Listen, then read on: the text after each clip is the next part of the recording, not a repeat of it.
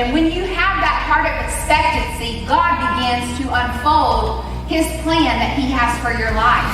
God met the disciples here and he said, I know that you hear all these things, but who do you say that I am? You see, there's been several things in my own life that I have even had to question what I believe.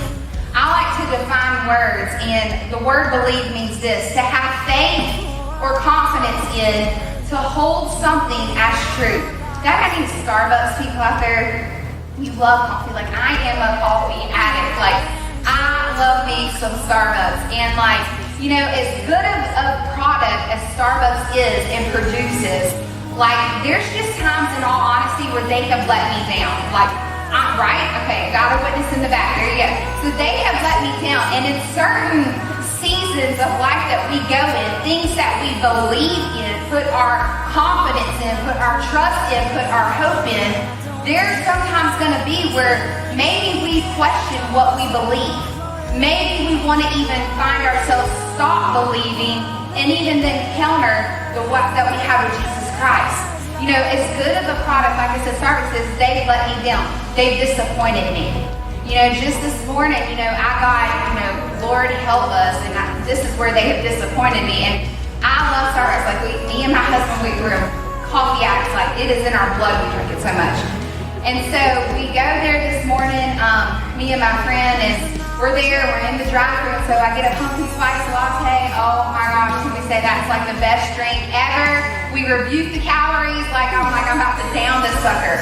And so, you know, I get it with coconut milk. That obviously doesn't make it that much more healthier, but where they have disappointed me is I like sugar-free coffee. And so I'm like, man, as good of a product that they have, and as much as I believe in them, I'm still disappointed because they have not delivered a sugar-free pumpkin spice latte, right? It's like, come on now, y'all got every other flavor out here sugar-free. Let's get with it. And so I've been disappointed. And you know what? Maybe you're in this room today and you've gone through grief, you've gone through hurt, you've gone through abandonment, you've gone through loss, or whatever that is. You've been disappointed, and it's caused you to question your beliefs. It's caused you to even question who God is and really what God has spoken to your heart. Disappointments, we all experience them. You know, maybe you're in here and your parents yell at you all the time, and they're like, you know, I'm sorry that I keep raising my voice at you, but, you know, like, it happens again the next day. Maybe you've been in a relationship only to find yourself being rejected another time. Or maybe, you know, you prepared and studied really hard for a test, and you just knew that you were going to get accepted into the college that you so desired and dreamed of, only to find a letter of rejection in the mail. Whatever it is, we all experience disappointments. And can I say this to you, if I'm really being honest with you all, the disappointments keep coming. The older you get, your life doesn't get easier. Like, there is marriage, and it is awesome if you marry the right one, and there is kids, and Lord, they are amazing, even though they make me pull my hair out 3 times a day, if not more, with dealing with 3 little boys running around. But we have to learn that when disappointment comes, or grief, or loss, or whatever that is and looks like, that we don't find ourselves staying in a place of disappointment, but we pass through disappointment.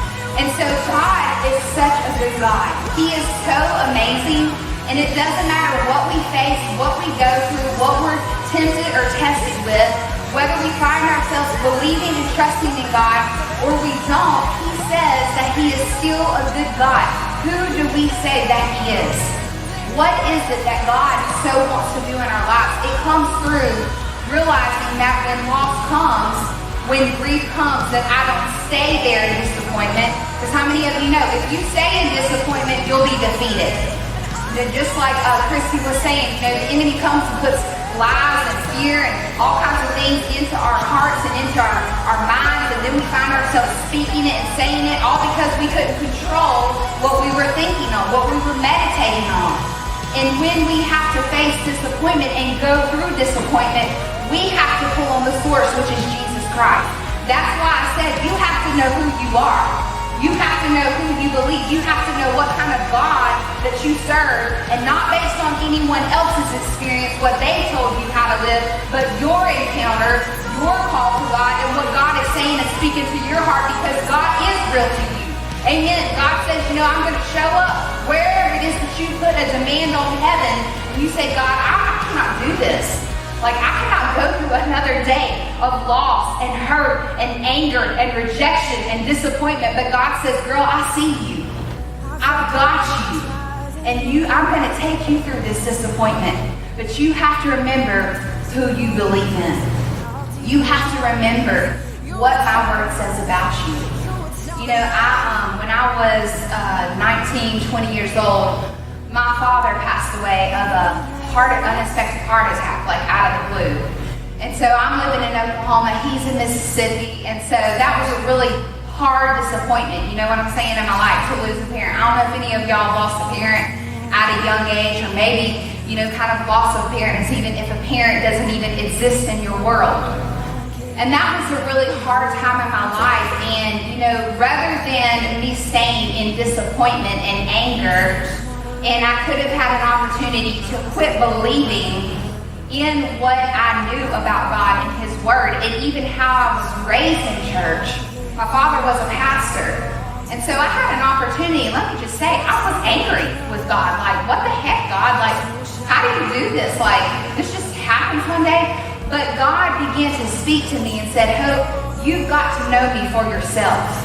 Like, even though this is a hard thing and you're always going to be reminded of loss and grief and shame and disappointment and things like this, you have got to come in a relationship with me that you know me. You don't know about me, you know me. And you know what? I can honestly remember in that season of my life, through disappointment, God began to do a work in me about truly what I believe, about truly who He was in my life. And when I began to pour everything I had out to God, I didn't care who was around, who was looking. I was just like, it is me and Jesus, and He is about to show up in my life. And I'm going to give Him all that I can. You get serious with God. You see, your relationship with God doesn't just happen at this Waves Girl conference. Your true relationship with God and your Christianity happens when you leave Waves Conference. Because you know what? It's easy to come in here and experience life-changing messages and the power of God and just worship. And just like Reverend Jim said, like, it is when you're in the attic. It is when you're in your car. It is when all hell is breaking loose around you, and then it's you and God time. It's like go time with Jesus. But you have to pass through disappointment. After my father passed away, I never really liked my name, and I'm actually going to talk about voicing your value in session 2. It shows you a powerful video testimony of me about my name and how all that came about. But growing up, I was like, what in the world? Who names their daughter Hope? Like, that is retarded. That was just my own opinion. Like, maybe you love your name, maybe you embrace your name, but girl did not like her name. I'm like, okay, because for one, when I say my name is Hope, some people say no. Like even the coffee people, again, disappointment. Starbucks can't get the name right on my cup. Nonetheless, though, God, when He pushes us through disappointment and we don't stay in there, the opposite of disappointment is the word hope. So what does hope mean? It means this, an unshakable confidence in God. Hope is happy. Hope is confident. It expects good. How many of you are expecting good things in your life? Regardless of the disappointment, right?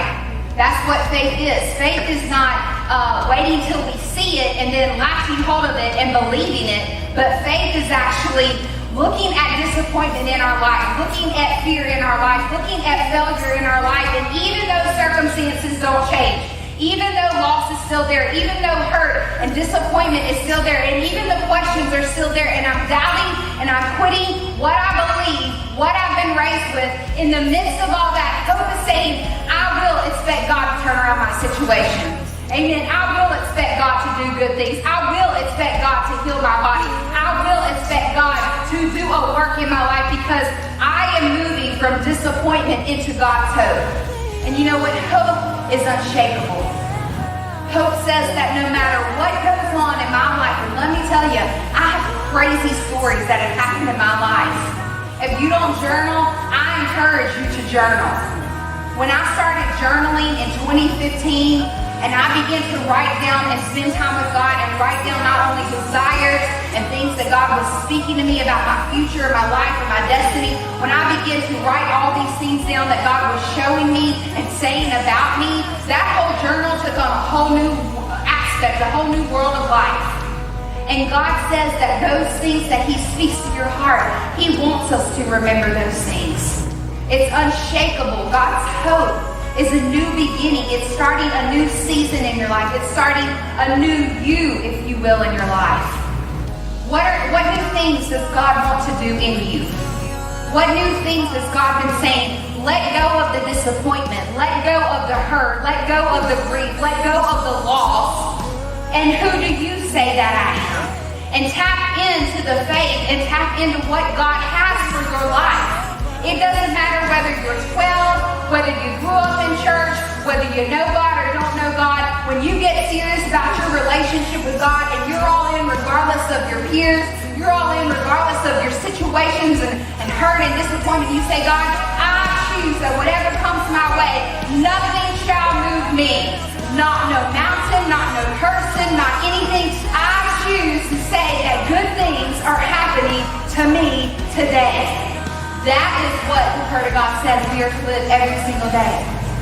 Every single day life. So I ask this question. Maybe you're in here and you've been let down. Maybe you've gone through loss.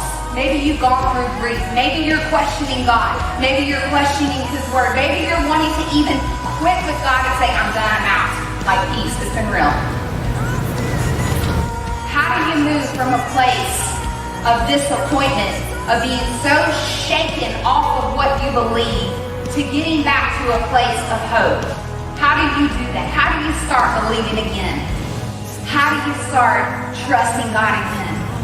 You know what? As I began to think about this and prepare this, I began to think about this with my own life. And this is like my go-to scripture. Hebrews chapter 6, verse 19. And I've been through many things, and some of these things you'll see in the next session if you choose to stay over and watch that video. But, you know, all these different things that have tried to move me out of my life.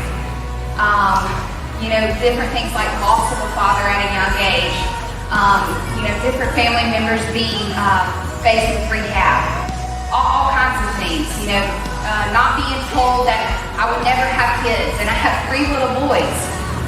You know, the list goes on and on. Having a blood transfusion at age 16 in a hospital in a completely different state, flying my parent in who has the only blood type who literally saved my life. But this is how God moves, and this is how God works, and this is the scripture that I hold on to. And God is going to speak to you guys in that quiet time of you really discovering who God is to you. And He's going to show up in your life, and He's going to give you a scripture that you stand on for the season of life that you're in. So in Hebrews chapter 6, verse 19, it says this in the ESV. I'm going to turn in here to my notes because there's just one real portion that I want to hit on. It says, we have this hope as an anchor to our soul. Or we could say this, we have this hope as an anchor for our soul. Anchored means to hold in place. It's unmovable, it's steady, it's secure. You know, if you think of it like a boat, and you think of it like, you know, a boat when it wants to launch down and it wants to not move in a certain direction, it has to harbor down. It has to anchor down in the soul so that when the storm comes, the tide comes, the wind and waves come, because let me tell you, they're coming.